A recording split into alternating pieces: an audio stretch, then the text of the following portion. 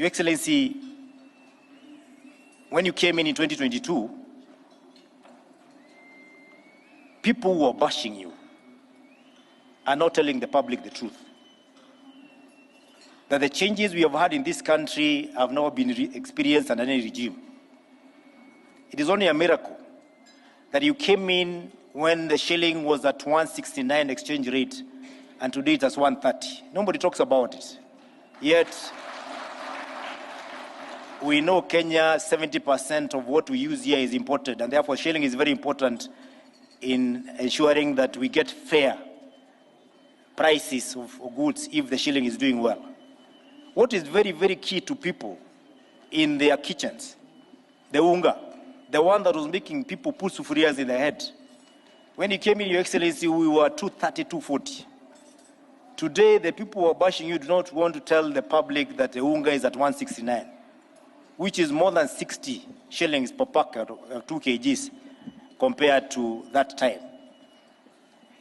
When you came in, Your Excellency, we had NHIF, which was taking care of only 7,000 people, which is, in essence, was taking care of maybe only 1/3, not 1/3, but maybe around 10 to 15% of the public in terms of insurance for their medical cover. Today, SHA started with a bit of noise.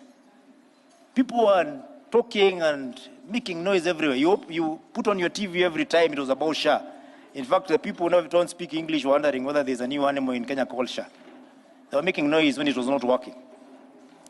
When it started working, Your Excellency, because we are now at 25 million Kenyans who are covered by SHA, the critics, instead of talking about it, they have kept quiet.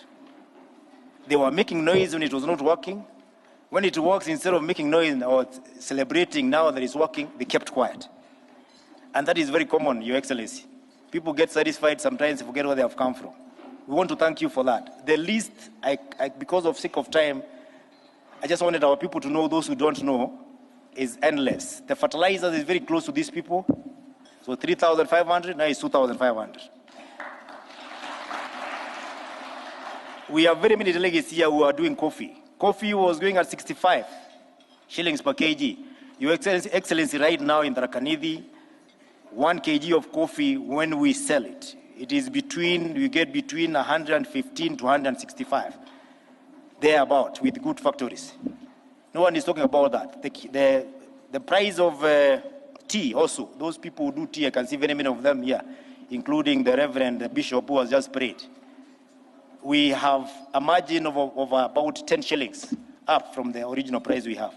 Why is all this happening? Because you have good policies that are for supporting our people. But even our banks, Your Excellency, now, before, we used to go to banks and we were chased away. The interest rate was up there, and government was borrowing from the banks and therefore competing with our people. Right now, we are back to the old days of Kibaki, when banks are now looking for us.